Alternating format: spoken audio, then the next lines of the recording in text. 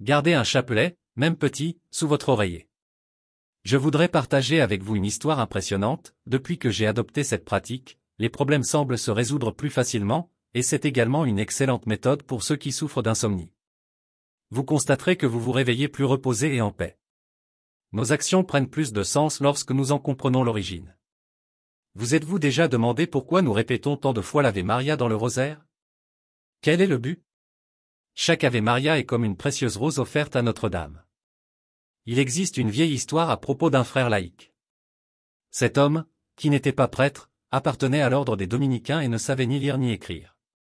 Pour cette raison, il ne pouvait pas réciter les psaumes, comme c'était la coutume dans les couvents de l'époque. Ainsi, chaque soir, après avoir terminé ses tâches quotidiennes, il travaillait comme portier, jardinier et homme d'entretien. Il se rendait à la chapelle et, devant l'image de la Vierge Marie, il récitait 150 Ave Maria, correspondant au nombre de psaumes dans la Bible. Ensuite, il se retirait pour dormir. À l'aube, avant les autres frères, il retournait à la chapelle pour répéter sa dévotion.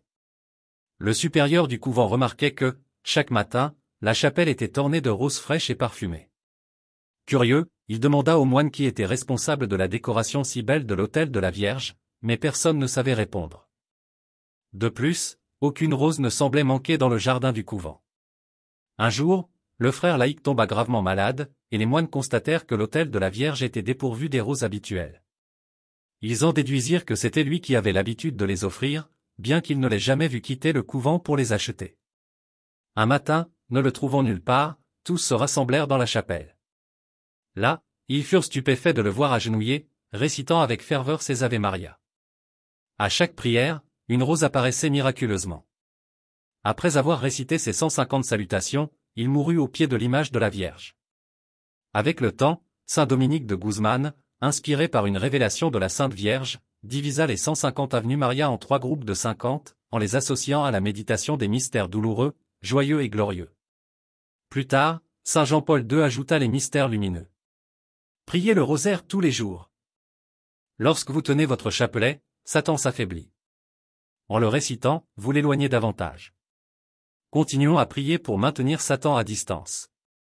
En pensant à partager ce message, sachez que Satan tentera de vous décourager, mais en le faisant, vous contribuez au triomphe des cœurs immaculés de Jésus et de Marie. Priez le rosaire et recevez les bénédictions que Notre-Dame a promises. Tout ce qu'elle a promis, elle le réalise.